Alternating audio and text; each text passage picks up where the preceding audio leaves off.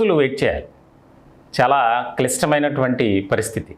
ఎందుకనంటే ఎన్నికలు జరిగిన తర్వాత వారం రోజుల లోపు కౌంటింగ్ అనేది జరుగుతుంది సాధారణంగా. కానీ ఈసారి భారతదేశంలో అతిపెద్ద ఎన్నికల ప్రక్రియగా ఇది మనం భావించాలి. ఇలాంటి తరుణంలో ఇంకా కౌంటింగ్కు చాలా రోజులు, దాదాపు 3 వారాల సమయం ఉంది. ఇలాంటి క్రమంలో ఎవరికి వారే విజయ అవకాశాలపై ధీమా వ్యక్తం చేస్తున్నటువంటి పరిస్థితి. మొత్తానికైతే గత ఎన్నికలతో పోలిస్తే స్వల్పంగా ఓటింగ్ పర్సెంటేజ్ తగ్గినప్పటికీ ముఖ్యమైనటువంటి పరిణామం ఏంటంటే ఎక్కువగా యువత ఈసారి ఓటింగ్లో పాల్గొన్నారు. ఇది దేనికి సంకేతం? ముఖ్యమైనటువంటి అంశంగా దీనిపై చర్చ జరుగుతుంది. కొంతమంది అయితే ప్రభుత్వంపై వ్యతిరేకత, జగన్ సర్కార్పై అసంతృప్తి అనేది అంటున్నారు. కానీ రాజకీయ విశ్లేషకులు మాత్రం ఇది వైఎస్ఆర్సీపీకి ఫేవర్గా మారబోతుందేమో అనే చర్చ కూడా జరుగుతుంది. ప్రధానంగా 2024 ఎన్నికలైతే 3 పార్టీలు, ముఖ్యంగా కూటమిలో ఉన్నటువంటి 3 పార్టీలతో పాటు వైఎస్ఆర్సీపీకి కూడా చాలా ఛాలెంజ్గా తీసుకున్నారు. ఎందుకనంటే రెండోసారి అధికారంలోకి రావాలి, మనం ప్రవేశపెట్టినటువంటి చేసినటువంటి అభివృద్ధి కార్యక్రమాలు ఏవైతే ఉన్నాయో అవే మనల్ని విజయ తీరాలకు నడిపిస్తాయి అనే ధీమా, ఆశాభావంలో జగన్మోహన్ రెడ్డి ఉన్నారు. ఇలాంటి తరుణంలో ప్రభుత్వంపై ఖచ్చితమైనటువంటి వ్యతిరేకత వచ్చింది. దానిని మనం అందిపుచ్చుకునే అవకాశంగా మలుచుకోవాలి.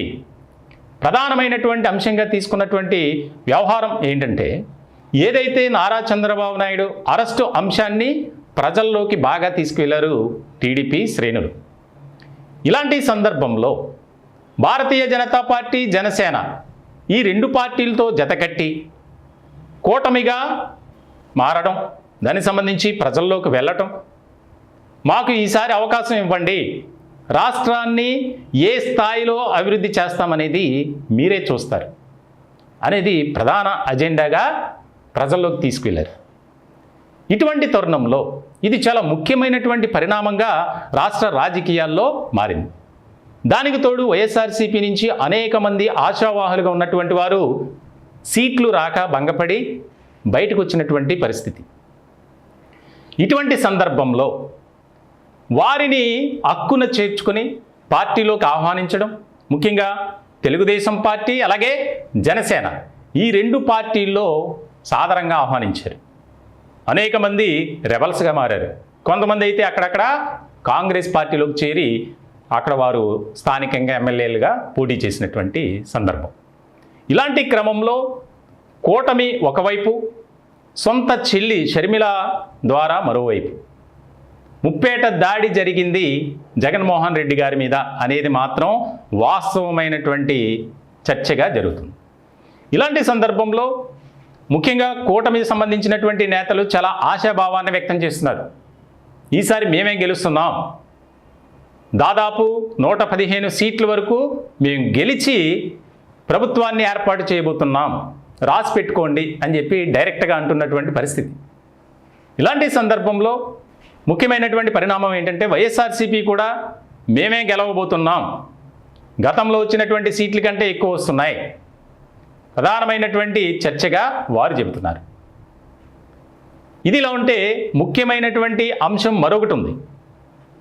ఏదైతే గ్రామీణ ప్రాంతంలో ఓట్ బ్యాంకు ఓటింగ్ జరిగిందో, ముఖ్యంగా మహిళలు వారంతా వైఎస్ఆర్సీపీకి వేశారు ఓట్లు అనేది ఒకటి.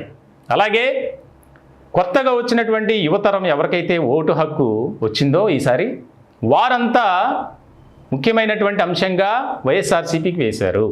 ఎందుకనంటే చేస్తున్నటువంటి అభివృద్ధి కార్యక్రమాలు, అలాగే అమలవుతున్నటువంటి సంక్షేమ పథకాలు, ఇవన్నీ చూసి యువతరం కూడా జగన్కే జై కొట్టారు అనేది ప్రధానమైనటువంటి చర్చగా ఆ పార్టీలో జరుగుతుంది. ఇక్కడ ఓటింగ్ పర్సెంటేజ్ అనేది తగ్గడం కూడా వైఎస్ఆర్సీపీకి కలిసి వచ్చే అంశమే అనేది కూడా మరొకటి. వాస్తవంగా ఏ రాష్ట్రంలో అయినా సరే సార్వత్రిక ఎన్నికల్లో పోలింగ్ పర్సెంటేజ్ అనేది పెరిగితే కనుక అప్పటి వరకు ఉన్నటువంటి ప్రభుత్వంపై వ్యతిరేకత ఉన్నట్లు, అనేది సాధారణంగా చెప్తారు. అలా అనుకోవడానికి కూడా లేదు అనేది కూడా మరొక చర్చగా జరుగుతుంది. ఎందుకంటే గతంలో నరేంద్ర మోదీ ఆ ప్రాంతంలో ఓటింగ్ పర్సెంటేజ్ పెరిగింది, అయినా సరే ఆయన గెలిచారు అనేది కూడా బాగా వినిపించింది. ఇలాంటి క్రమంలో ఈసారి అంటే 2024 తాజాగా జరిగినటువంటి ఎన్నికలకు సంబంధించి ఆంధ్రప్రదేశ్ రాజకీయాలు చాలా మార్పులు చేర్పులు జరగబోతున్నాయి. ఎక్కడా కూడా పలానా అభ్యర్థి గెలవబోతున్నారు అనేది చెప్పలేనటువంటి పరిస్థితి మనం చూసాం. రాత్రి అయినా సరే క్యూ లైన్లో ఉన్నారు. అంటే ఎప్పుడూ లేనంతగా జనాలైతే చైతన్యం కలిగింది. స్వల్పంగా ఓటింగ్ పర్సెంటేజ్ తగ్గినప్పటికీ రూరల్ కానీ అర్బన్ కానీ సిటీస్ కానీ ఇలా ప్రతి ఒక్కరూ ఓటు వేయటానికి ఆసక్తి చూపించారు. ప్రధానంగా హైదరాబాద్, బెంగళూరు, ఇతర ప్రాంతాల నుంచి కూడా సాఫ్ట్వేర్ ఇంజనీర్లంతా వచ్చారు. ఇతర దేశాల నుంచి కూడా ఆంధ్రప్రదేశ్లో ఓటు హక్కు వినియోగించడానికి అనేక మంది వచ్చారు. ఇది చాలా మార్పు చెందినటువంటి అంశం, చాలా శుభ పరిణామం అనేది కూడా చర్చ జరుగుతుంది. ఇలాంటి సందర్భంలో అసలు ఎవరు గెలుస్తారు అనేది అయితే ప్రధానమైనటువంటి చర్చగా ఆంధ్రప్రదేశ్ రాష్ట్ర రాజకీయాల్లోనే కాదు ప్రజల్లో కూడా ఒక చర్చ జరుగుతుంది. దీనికి సంబంధించి రకరకాల ఊహాగానాలు, అప్పుడే బెట్టింగ్లు, నియోజకవర్గాల వారీగా, అభ్యర్థుల వారీగా, మెజార్టీ కూడా ఈ నియోజకవర్గంలో ఇంత మెజార్టీ రాబోతుంది, ఫలానా పార్టీ అభ్యర్థి గెలవబోతున్నారు అనేది బెట్టింగ్ రాయలకి ఒక అస్త్రంగా మారిపోయింది.